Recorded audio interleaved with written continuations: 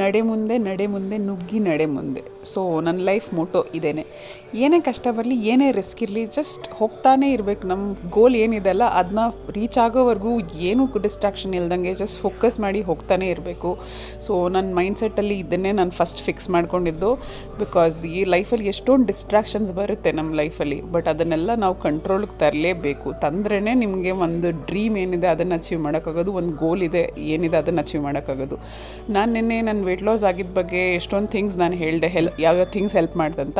But ಅದರಲ್ಲಿ ಒಂದು point ನಾನು ಮಿಸ್ ಮಾಡಿದೆ, that is sustainable life style actually. So ಊಟ ತಿಂಡಿ ವಿಷಯಕ್ಕೆ ಬಂದರೆ ಹೋಮ್ ಕುಕ್ಡ್ ಫುಡ್ಡೇ ಬೆಸ್ಟು. ಯಾವಾಗ್ಲೂ ಮನೇಲಿ ಏನು ಮಾಡ್ಕೊತೀರಿ, ಹಳೆ ಕಾಲದಿಂದ ಏನು ಮಾಡ್ಕೊಂಡು ತಿಂದಿದ್ದೀವಿ ಅದೇ ಬೆಸ್ಟು.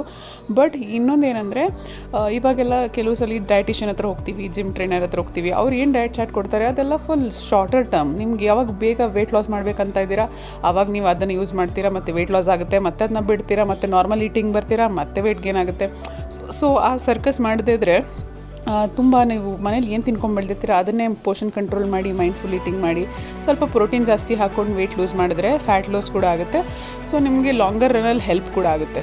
ಸೊ ಮನೆ ಊಟನೇ ಬ್ಯಾಲೆನ್ಸ್ ಆಗಿ ತಿನ್ಕೊಂಡು ಸಣ್ಣ ಆಗಿ. ಇದಾಗಿತ್ತು 102ನೇ ದಿನದ ವ್ಲಾಗ್. ಮತ್ತು ನಾಳೆ ವ್ಲಾಗಲ್ಲಿ ಸಿಗ್ತೀನಿ. ಬಾಯ್ ಬಾಯ್.